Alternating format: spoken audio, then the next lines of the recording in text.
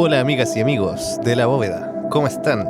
Mi nombre es Ramiro y el día de hoy estoy junto a un gran amigo aquí para hablar sobre un tema bastante interesante. Lo voy a presentar ahora. Me siento aquí al lado de Pablo Cisterna, mejor conocido como Mono para los amigos. ¿Y usted se quiere presentar? Ya, bueno, ya que me diste el pase, mi nombre es Pablo Cisterna, soy profesor de historia, conozco a don Ramiro, hace muchos años. Es un honor estar acá, realmente un honor. Me siento bienvenido de esta manera, tan grata en la que estamos compartiendo esta conversación.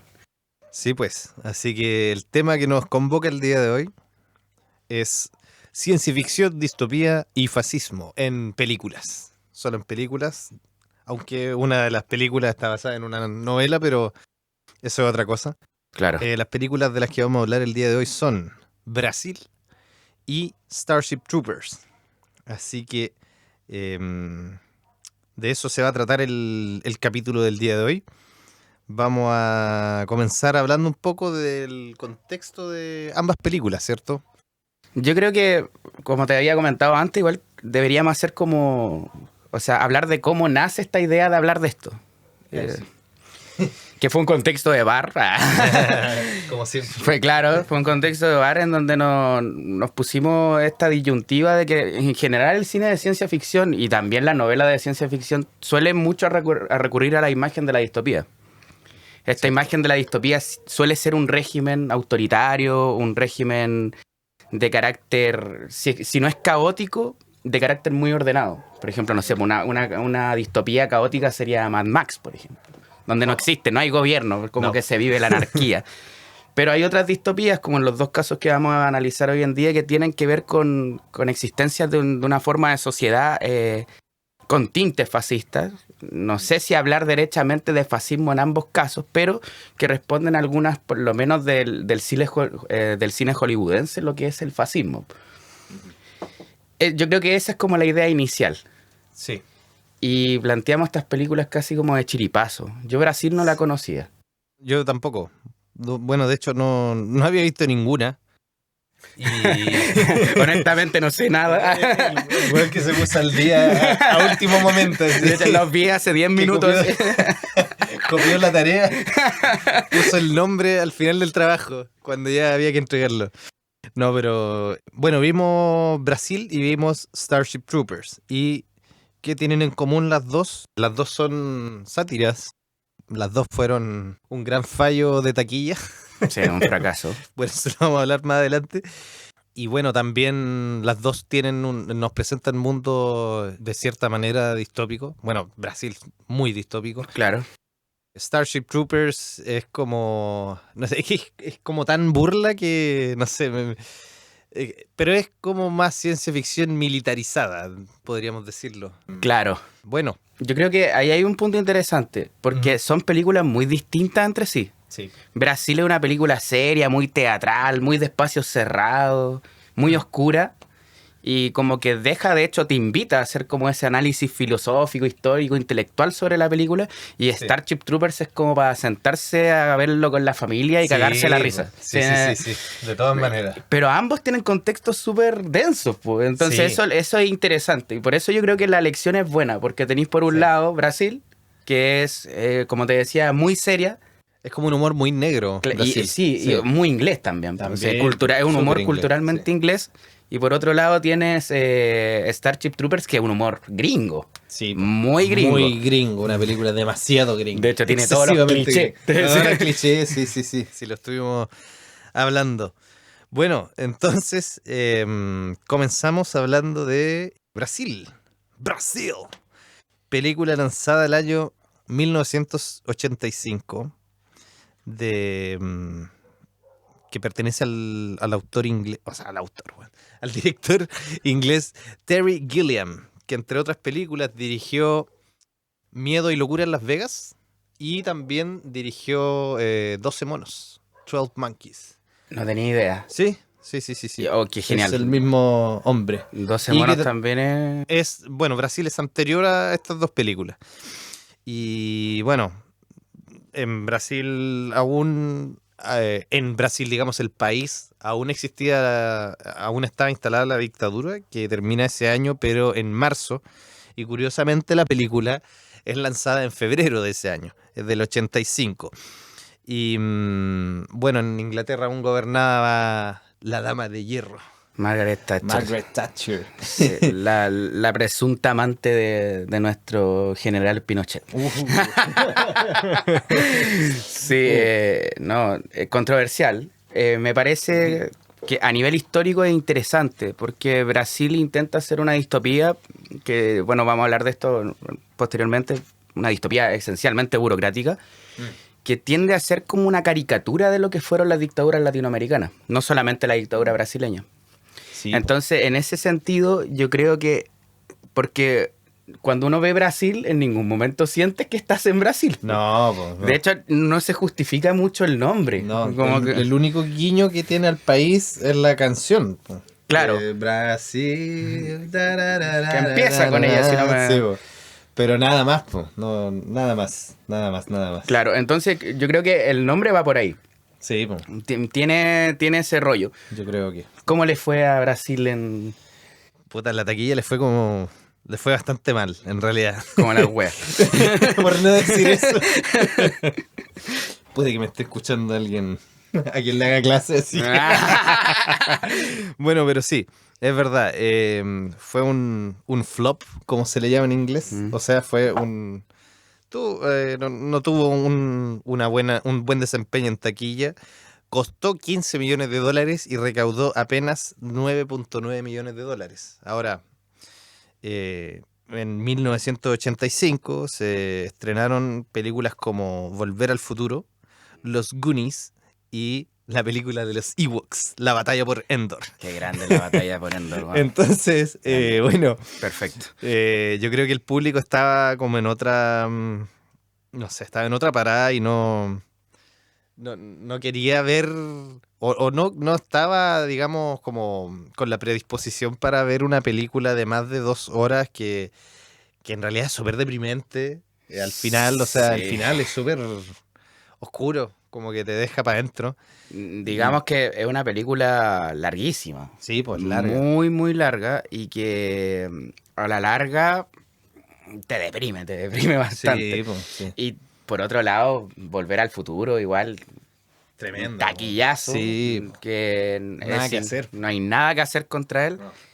Y bueno, la batalla por Endor es la de los Ewoks, De los ¿no? Ewoks, Sí. O sea, si yo hubiera sido un niño en ese momento, hubiera ido a ver esa sí o sí. Definitivamente, sí. Un clásico. Hay un intento de Ewok en el estudio. Sí, pues sí. Aquí en este momento lo estamos viendo. Bueno, ¿qué pasa con Brasil? Tuvo el corte final del director que dura 132 minutos y fue lanzada en Europa con esta duración. Sin embargo, en Estados Unidos tuvo muchos problemas para digamos, liberar su corte final porque el estudio, que era Universal, no estaba muy de acuerdo con Terry Gilliam, y viendo la película, que igual tiene así como unas voladas súper abstractas, así como medio pretencioso, igual con este samurái gigante, con los sueños, donde aparece nuestro personaje volando entre las nubes. Quizás Sí. por eso quisieron lanzar en Estados Unidos un corte de apenas 94 minutos. Pero Cortísimo. lo que hizo Terry Gilliam fue como hacer un par de ¿cómo se llama? De proyecciones de la película medias clandestinas en Estados Unidos ¿Ya? y digamos, con gente de cine, ¿cachai? Claro. Y ellos vieron la película entera y les gustó mucho. Y de hecho la nominaron y creo que la premiaron, pero al corte final. Entonces Universal con esa presión tuvo que ceder y finalmente... A estrenar la versión del estrenar corte del la director. versión, claro. Pero como está dicho, no les fue muy bien por No, aún así. varias razones. Bueno, yo creo que en el aspecto artístico es importante recalcar que Brasil es una película muy de tabla, muy de tablón, muy teatral. Sí. Nunca hay espacios amplios, los espacios siempre son muy cerrados. Cerrado. no se ve, de hecho, te deja esas ganas de querer ver un poco más cómo es la urbanidad de la ciudad donde se da Brasil, que nunca se establece. Sale de la ciudad. Nunca se sale de la ciudad y los espacios son espacios pequeños. Sí. Eso es como más situacional. A diferencia de Starship Troopers, que son como espacios súper amplios todo el rato. Bueno, que también algo que Starship Troopers, hay viajes en el espacio. Sí. Entonces, en ese sentido, claro, Brasil tiene un rollo mucho más teatral, que también responde también al cine inglés, que es mucho más teatral también. Ahí está, hay como un aspecto cultural que para mí me parece importante. Sí, pues. Bueno, y hay súper buen elenco en Brasil. Está el... ¿Cómo se llama? Jonathan Pryce, que aparece en esta película del Papa, no me acuerdo cómo se llama. El otro Papa, creo. O no me acuerdo. No la he visto. Con Anthony Hopkins, bueno, que salió hasta en Game of Thrones, tuvo un papel por ahí y ha salido en un montón de producciones británicas y sale también el técnico del aire acondicionado, Robert De Niro. Robert De Niro. Robert De Niro, claro. igual genial. Aguante. Así como que es un actor que queréis ver en una película. Sí, pues de todas maneras. Que tiene hace un muy buen papel. Extrañamente tiene un papel muy secundario. O sea, es importante para la trama, pero no aparece mucho. No tiene tanto tiempo en cámara, no. Ahí las lucas. Sí. No lo tienen que haber mojado tanto. No, seguramente. Bueno, ¿de qué trata Brasil? Básicamente, Brasil, bueno, como ya dijimos, no tienen mucho que ver con Brasil, más allá de la canción. En esta sociedad encontramos un gobierno totalitario que se inmiscuye en cada rincón posible de la vida de las personas. Tiene, bueno, muchas similitudes con la novela 1984 de George Orwell. Sí. De hecho, yo siento que es 1984 en clave de sátira. Claro. Es como eso, para que se hagan una idea los que no la han visto. Muy similar. Pero claro, difiere mucho en el tono, porque esto es humor negro y 1984 es como depresión. Aunque también hay depresión aquí, yo encuentro. Sí, no, de todas maneras. O sea, pero como que te lo solapan. Sí, yo creo que uno de los aspectos que más me gustó de la película es el inicio.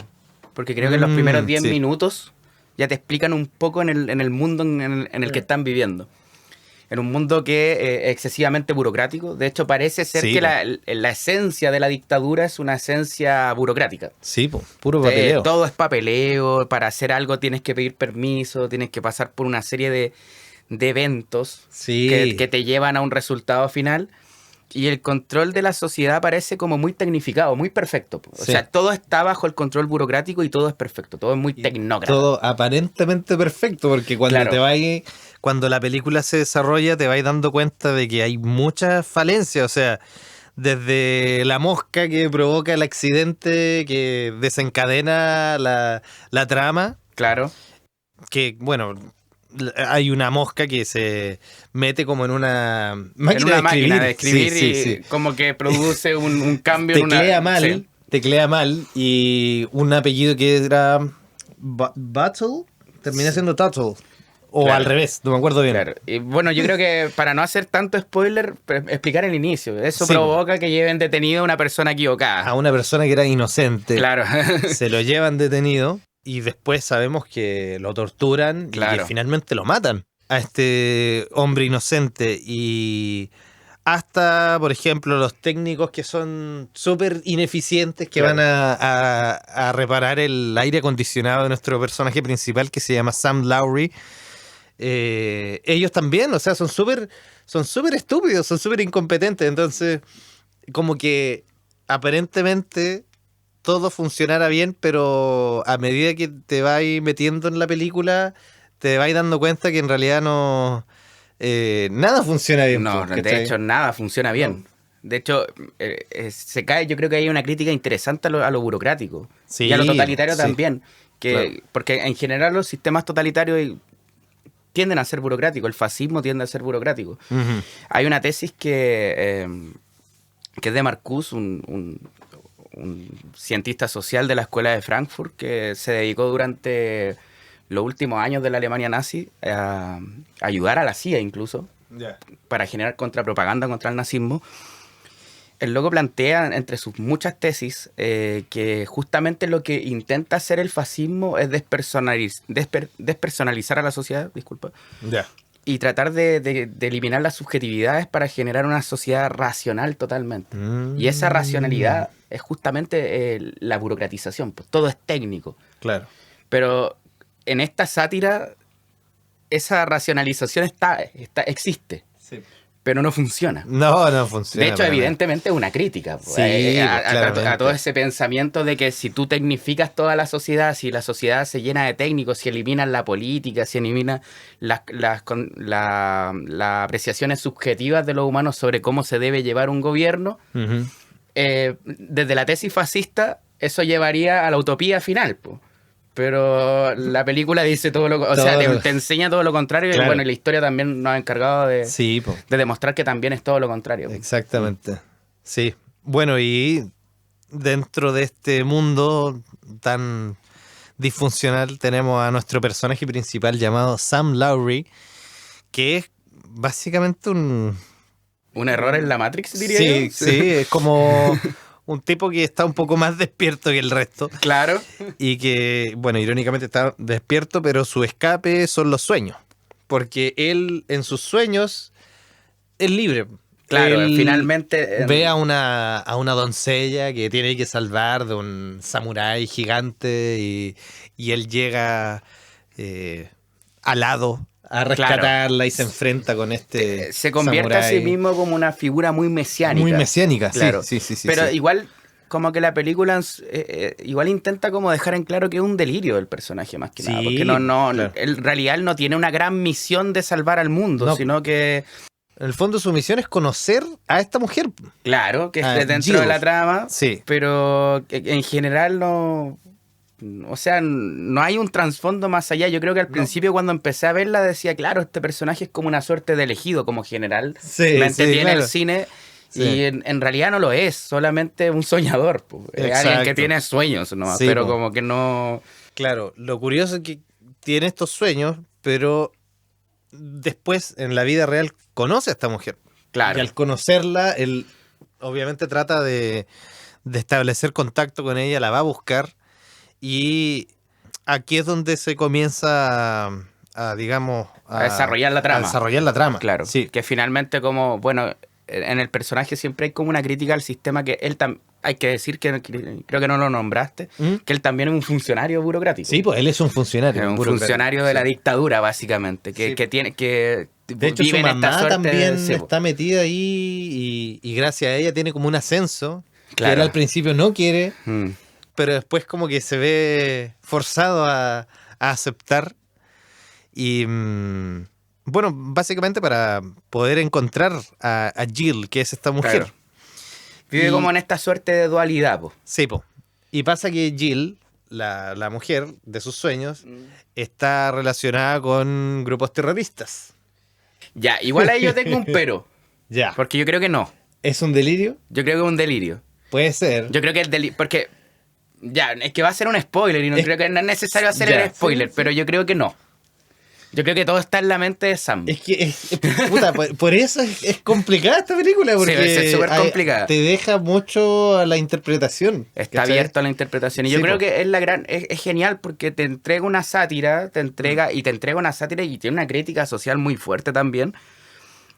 Y a la vez te deja estos como guiones abiertos en donde en realidad igual como que tú tenés que pensar un poquito porque como hablábamos al principio, Sam se ve a sí mismo como casi como un mesías, pues porque tiene estos sueños y sus sueños de alguna manera se materializan en la realidad. Claro. Pero tampoco hay algo en la película que te explique por qué él sueña eso. Pues, entonces, en ese sentido yo lo encuentro genial. Te deja esa interpretación abierta. Claro. Sí. Ahora, yo creo que pasando más allá de la trama, porque yo creo que igual no deberíamos spoilearla porque es recomendable. No. Es muy recomendable. Y creo que no lo hemos spoileado porque pasan muchas cosas que les van a volar la mente. Sí. creo que hay un par de cosas que yo rescaté caleta. Como hablábamos de lo contextual, esta película es del 85. 85, el 85 sí. En gran parte de América Latina todavía habían dictaduras. Bueno, estaba la dictadura chilena que dura hasta el 89. Claro. 90 casi, porque al final el plebiscito no se termina el fin de la dictadura. Sí, Pinochet sigue en el poder, pero nos damos cuenta que recoge justamente de una manera súper caricaturesca lo que son las dictaduras latinoamericanas, claro, que pretendían ser dictaduras burocráticas, que pretendían ser dictaduras bajo el alero de esta forma de capitalismo como de Estado, que se ve un poco... De hecho, hay un discurso sobre la libre competencia al principio de la película, cuando trata a los terroristas como inadaptados, incapaces de competir. Cierto, es como tiene un rollo muy ideológico en ese sentido. Entonces yo encuentro que, bueno, como toda obra artística es materialización de su presente, en donde se crea. Y en ese sentido, yo lo encontré genial. Porque si bien uno cuando ve la película no se siente para nada en Latinoamérica, no. Si uno se inmiscuye en cuál era la ideología de las dictaduras latinoamericanas, te vas a dar cuenta que son justamente dictaduras que buscaban la tecnificación de la sociedad, que buscaban despolitizar a los espacios. De hecho, por ejemplo, no sé, una de las grandes tesis en Chile de Jaime Guzmán, que es como el referente del neoliberalismo y de la ultraderecha chilena, el loco planteaba básicamente de que la sociedad debía ser despolitizada y quienes gobernaran o tuvieran los cargos de gobierno o de administración pública fueran técnicos. Básicamente una burocratización forzada de la sociedad. Y vemos los resultados. Y vemos los resultados hasta el día de hoy, claro. Sí, pues. Entonces creo que el nombre no es precipitado. No, es una nada. crítica. Sí, está ahí. Y totalmente. creo que para el cine hacer esas críticas en esos años es hermoso. Sí, de todas maneras. Y eso considerando que todavía se vivía en un mundo polarizado, o sea, la Unión Soviética todavía no caía, todavía existía, y si bien Estados Unidos durante la segunda mitad de la década de los 80 le quitó el apoyo a las dictaduras militares latinoamericanas, sobre todo a la chilena, que la terminó condenando, que eso parte con el tema del asesinato de Orlando Letelier en Estados Unidos, que termina separando o quitando el apoyo a la dictadura. También digamos que son dictaduras que le convenían mucho a Estados Unidos, porque eran dictaduras anticomunistas, eran como el freno hacia el socialismo en Latinoamérica. Entonces encuentro que a nivel cultural se da una crítica genial en ese sentido. Y por otro lado, otro aspecto que me gustaría reconsiderar o que considero importante del tema de Brasil y de lo que plantea como sociedad distópica es el hecho de que la mayoría de los personajes están como que pierden sus subjetividades. El torturador. Sí, el torturador, como que ya bien tortura, uno diría, el torturador es alguien malo, pero en la película nunca se presenta como un satán. No, po. Se presenta como alguien que hace su pega. Sí. Como, yo estoy haciendo mi pega. De hecho, hasta salen su hija y todo. Claro, sí, el tipo lleva a su oficina a su niña, hija y mientras él tortura. Entonces, creo que ahí también me acordé cuando hoy día estaba pensando sobre Brasil, me acordé del hecho de que Hannah Arendt, que es también una cientista social muy importante, que bueno, ella escapó del nazismo, entonces se dedicó a estudiar todo lo que tenía también que ver con el fascismo. Plantea en su libro que habla sobre la banalidad del mal, esa es la palabra. La banalidad del mal. Que plantea que justamente los sistemas autoritarios, los totalitarismos y los fascismos tienden a despersonalizar a los sujetos. Tienden a hacerlos entender de que ellos son meros ejecutantes de una conciencia colectiva y por ende no hay culpa personal. Como Starship Troopers. Claro, como Starship Troopers. Todos los soldados. Claro. Entonncia ella lo evidencia en los carceleros, no sé, por nazis de los campos de concentración. Ellos no sienten arrepentimiento porque el sistema los despersonalizó.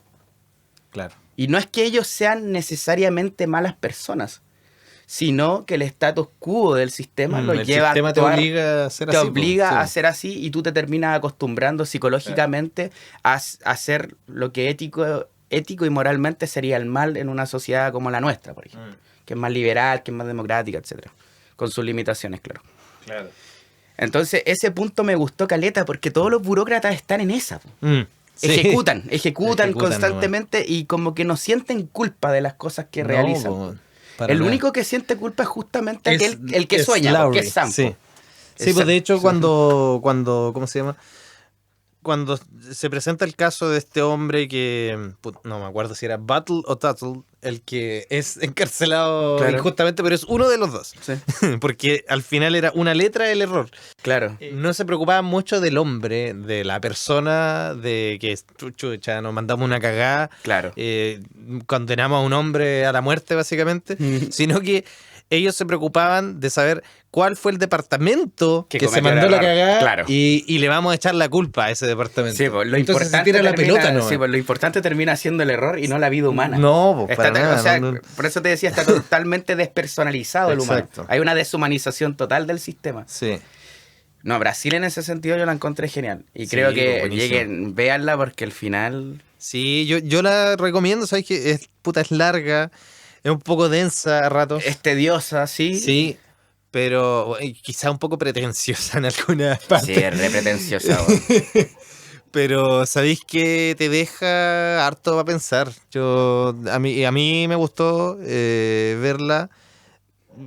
Me mamé todo, son casi 2 horas y media, pero yo creo que vale la pena. Es una película que hay que ver, de verdad, porque te deja, es como food for thought en inglés, sí.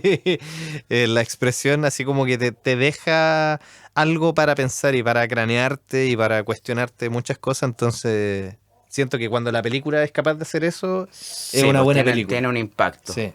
Claro, Sí. hay un impacto psicológico en la audiencia y eso a mí me parece genial. Me parece genial por el año, me parece genial por el contexto en que se da la producción de la película. Claro. Y me parece importante porque es una película que no sé, es muy poco conocida. Así, yo la había escuchado hablar una vez, pero... Sí, de hecho, como no es dijimos, algo así como, no sé, pues como en general, Full Metal Jacket. Todos la conocemos. Claro, sí. A pesar de que no es una película así como socialmente todo el mundo la conoce, pero todos sabemos que existe, que está ahí. Exacto. Sí, pues es de culto, pues, ¿cachai? Y está hay que bien rescatarla. escondida, y está Sí. bien escondida. Sí. Y la pueden encontrar en... En Cuevana 3. La verdad, Sí. la vimos online.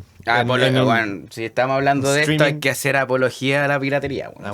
Aguante la piratería, loco. Salud. Salud por la piratería. De hecho, que suene, weón. Sí, Salud por la... Bueno, Sí. esa es la primera película de la que íbamos a hablar, po.